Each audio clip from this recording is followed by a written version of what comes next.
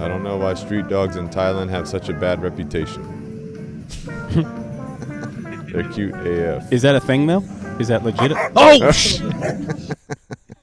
My experience with street dogs in Thailand is they serve them for dinner. Why are they getting a bad rep, I mean, I though? never ate any. I never ate any, but that's what they do over there. I've been there. Off-leash dog, no owner in sight. Where have you come from, Normal day. Got this gray pitty with all the hackles raised up all the way down his back, super dominant, tail wagging. Black dog, tail wagging, hackles up. Both these dogs are aroused. Both are being dominant. So let me guess. Let me see. Let me see. There's gonna be a fight. Let me guess. It's okay, Martha. Walk on, baby. The golden is nervous. No, she doesn't want to play with you, sweetie. This person's Walk on, girls. talking. Good girl he is. Hey. I guess the pitty is the off-leash dog, no owner inside. It looked like that's the one that walked up. Those two dogs, I think, are hers. Yeah. Is what it seems like. Golden's definitely uncomfortable here. This dog hanging out right here. His back is just standing straight up.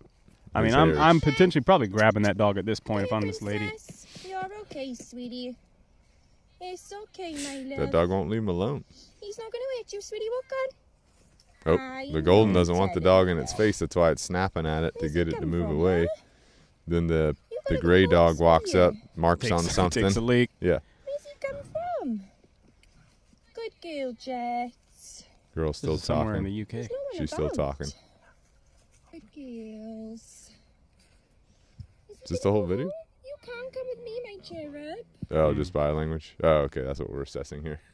Okay. I mean, that could have gone way worse, definitely. You know what I'm saying? I was expecting one of your fight videos where it's now a bloodbath. Yeah. I mean, that could have gone like that when that golden snapped. You know, that dog could have went, you know, started a fight from there. I think in that situation, that dog seemed like relatively social, friendly. I'd grab it. I would just grab that dog. My dogs are screwing off, going, I'm going to grab this dog, look for the owner. I don't see the owner anywhere. They're in this huge field. So then what are you going to do with it, you know? Yeah, I mean, if you grab it now, you're stuck with it. You know, now you got to take it somewhere versus what this lady did, just kind of letting it wander around. You know, I don't necessarily think that's a terrible idea. No. But it's going to be riskier. I mean, the golden definitely is uncomfortable. The gray dog that walked up on him, the hair on the back is up the whole time, the tail's straight up. The black dog was showing dominance at first, so I thought there might be a fight between them, but now the black dog's going happy-go-lucky, just kind of running around, whatever. And the gray dog is just investigating. So my guess is the gray dog, this is his territory, his or her territory. They live somewhere nearby. He's walking around here often. He's investigating the new people, and he's letting them know that he runs the place. And thankfully it works out. Yeah. He's not going to hit you, sweetie. But yeah, I mean, if you're in this situation and you got this dog, I mean, this lady didn't do a bad thing by just letting it hang out. She's also chill too, you know what I mean? Like the energy can play in if she's freaking out or whatever. She's constantly talking to him. Yeah. But I mean, yeah, you could grab him, but now you're stuck with the dog. When are you going to let the dog off the leash? Where's it going to go after that? You know? Yeah. You can also put yourself in between your dogs and this dog constantly to try and give it a boundary. But at a certain point here at the end of the video, the dog just starts walking off back to its house. So he's just checking out people that are coming onto the territory. How to piss the local dog trainer off in 30 seconds. Oh, but this should be good. Okay. Is this the dog trainer? No. So we got some off-leash dogs coming up. I'm assuming this is the dog trainer. Get the dogs under control! She's yelling. I shouldn't be laughing. Fucking hell. Fucking hell. Yeah. Get this dog back now! All right, so you got the dog trainer with this dog that's reacting on the leash, and it's just getting frustrated because the leash is tight, and now she's building more frustration by standing over the dog. Then you got these other two dogs, which are they're running around. They're not getting close enough to actually make contact with the dog that she has. And at this point, she's talking to the owner, and she's talking sweet to her dog that she has. So she's just reinforcing the reactive mindset. What you should do is just call your dog into an obedience position like heel or sit, and just make him do that while the other dogs are running around. You know, because those other dogs are a good distraction to be around. They're not getting too close. they're not breaking a crazy boundary or anything. Obviously, we don't like off-leash dogs running up at our dogs, but take advantage of the distraction while it's there. So I'd be putting my dog into heel position, which is walking on my left side loose leash, asking it to focus on me and just be walking through that area. Don't fucking let it off and ruin my behavior, my dog's behavior, because I work fucking hard to make sure she's fucking good. And I get her frustration. I definitely get her frustration. She's trying to do some stuff, and these dogs are running up, getting in her dog's bubble. So I get both sides, wanting the other people to just recall their dog away.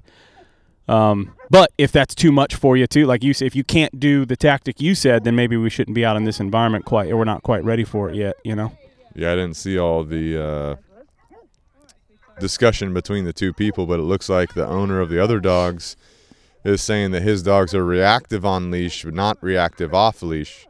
So that means you need to fix that reactivity. Yeah, he's saying that they're reactive on the leash. And who knows if this is like an off-leash dog park area. Right. Who knows if it's an off-leash area, then the trainer's at fault for demanding the other dogs be put on leash. Right. If it's an on-leash area, then the other person's at fault, obviously. Right. Especially if the trainer's trying to work on some dog distraction, goes to a place where, hey, I know there's going to be dogs here, but it's an on-leash area, so I know things are going to be safe. So, like, I could understand her frustration if that's the case. But, I mean, we don't know. Yeah. But at the end here, she has like a little tangent she's going off on. That ruin it Called him a for twat. everybody else. You can't sort your dog's behavior out on a lead. Don't let it off and ruin my behavior, my dog's behavior. So I get what she's saying. She's saying, the dog's ruining her dog's behavior and all that. But like I said before, take ownership of your own. Right. I'd be putting my dog into heel position, walking through that distraction, because as soon as I see those dogs running at my dog, I can tell that they're not really a threat. I'm looking at their body language. If I were to go back to the front of the video, the beginning of the video, okay, this is when they first approach. They're definitely running up. They definitely get close. You got this one running in, Get your dogs under control! Can't really see the whole thing. It's just running in, doing little drive-bys, and then it runs off. But if I were to see those two dogs running up at a distance, and there's plenty of visual out here. I mean, it's a huge field. You can see dogs running up. Put my dog in the heel position. I can use my body to keep this other dog from doing these kind of drive-bys on me and my dog, and have my dog focus on me. I mean, this legit happened to me one day out in a huge field, and I just put my dog in heel position, told him to look at me. I walked right through these dogs and went about my business and ignored the dogs, and they eventually just went off. I've seen this. I've seen this dog before. Luna does not like when I go to work. He's just showing his teeth, or he's growling. Yeah, there's a bunch of videos of this. It's an older dog. Looks like he's got some vision clouding. Yeah. But you got this dog showing you its teeth, growling, ears pinned back, and you're reinforcing the behavior by touching it. I think because I've seen a couple of these videos, like they've done a bunch of these where this dog just does that. It's just been reinforced. It's so just long. being reinforced it's just for so long. long. I don't think there's necessarily a threat here going on. It's just this is behavior that's been reinforced. It's like this is just what I do. You know what I'm saying? In this is how they interact. Right. If this is something they've been doing, because the way that starts is the dog just does it once. You keep petting him.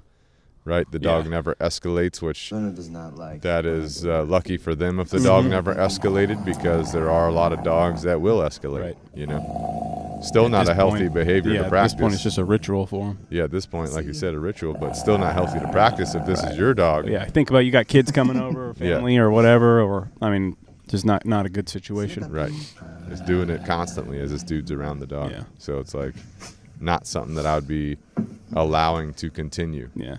Or reinforce. Also seems like the dog might be kind of being demanding. Yeah. But anyway, they've definitely reinforced the behavior. Not a good behavior to reinforce, and they got lucky with the dog that didn't escalate. We got like a security camera, someone dropping a bag at the door. Oh my gosh! Oh, that's a big boy. It's like a King Corso or something busted through Dang. the glass. Oh, he drops it off. No, it looks like a different guy. It's a different one. A compilation of oh, dang. How many? Oh, it's just different dogs. Oh, shoot.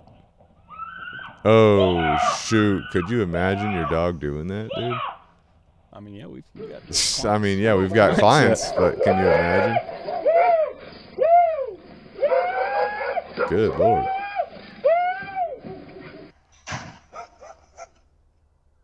Shout out to all the delivery drivers. Yeah, that was good. Yeah. He faces the dog, yells, dog backs off. I think a lot of people run, and that's going to incite like this. Yeah. Yeah, if you run away from it, it's going to encourage it, but also you got to take care. Yeah. I mean, there's going to be some dangerous dogs that are doing this, like legit dangerous. Yeah, Some of these dogs are just challenging people. Oh. That dog was just that dog's just sniffing little hound dog. Hey, what's Hey, up? but after you've been chased by Yeah, a bunch for of sure. freaking big muscular dogs, that's Right. your response to Yeah. any dog, you know? Oh yeah. I mean, most dogs, like these dogs are just being goofy. Some Yeah. of these dogs, I mean, some of them are legit. But it becomes a conditioned response to them. Right. Where someone's at the door, someone's delivering something, they're going to charge them even if they're not going to bite them or do any damage. But as the dog owner, you got to make sure from day one that this behavior is not allowed to take place in the dog's behavior set, and it's definitely not going to escalate. And so what we do is anytime someone's coming to the door, whether it's a friend, family, delivery, you know what they call it when they deliver food, like Uber Eats or something like that, any of those situations, your dog, instead of running to the door, your dog goes and lays down on the spot. Now you got to think about, hey, I want a dog because I want them barking at the door. You know, so you allow your dog to bark at the door, then it goes to its spot. So that these destructions of your door don't happen. I mean, some of these doors are getting ripped up wide open. You know, and if the dog keeps doing that, pretty soon you're going to have to have a steel door on your house just to keep your dog in, which is ridiculous, you know? I mean, that first dog busted through the glass, no factor, ready to, like it was not even phased. Right.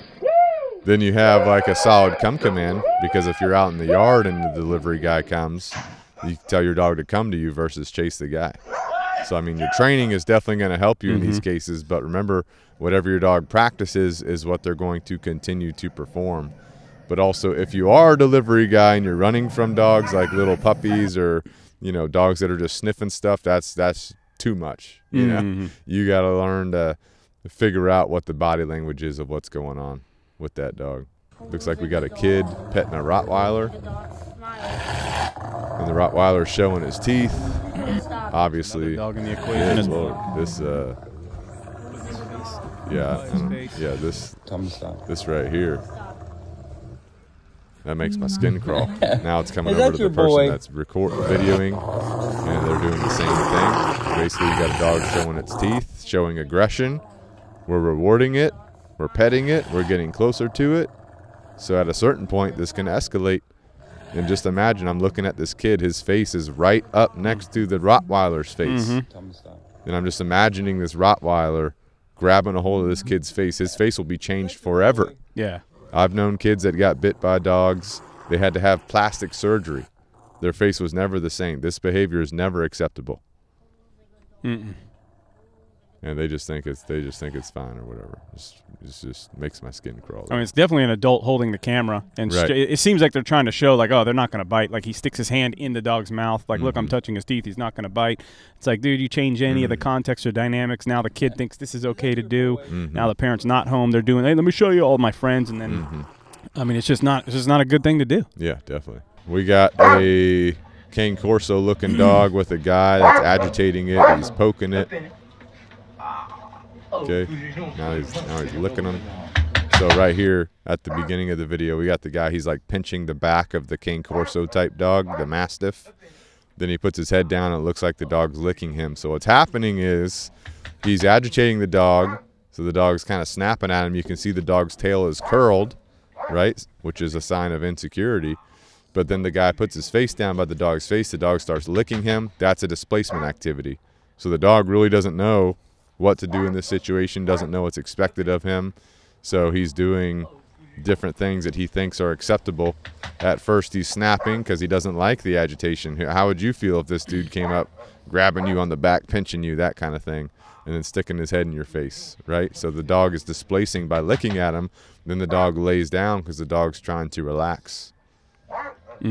So again, I'm not a fan of this type of agitating your dog like this. There's a difference between playing and agitating. Playing should be done with some type of toy item that the dog and you know is playtime. Not just walking up on your, it looks like this dog may have just been hanging out. You walk up on your dog, just start agitating him like this. Definitely not recommended, you know, not something that's going to be good for you and your dog long term, because this can escalate as well on you or somebody else. You know? Yeah, you change the dynamics like that. Maybe this dog won't bite this guy. Right. But now he's got a 3-year-old. Right. That walks up, this kid's chilling. The 3-year-old sees daddy doing this. 3-year-old pokes the dog in the butt. Right. Dog says, "Hell no, you ain't doing that." Or you got the guy doing this, so now the dog becomes more sensitive to people that are walking behind them. Yeah.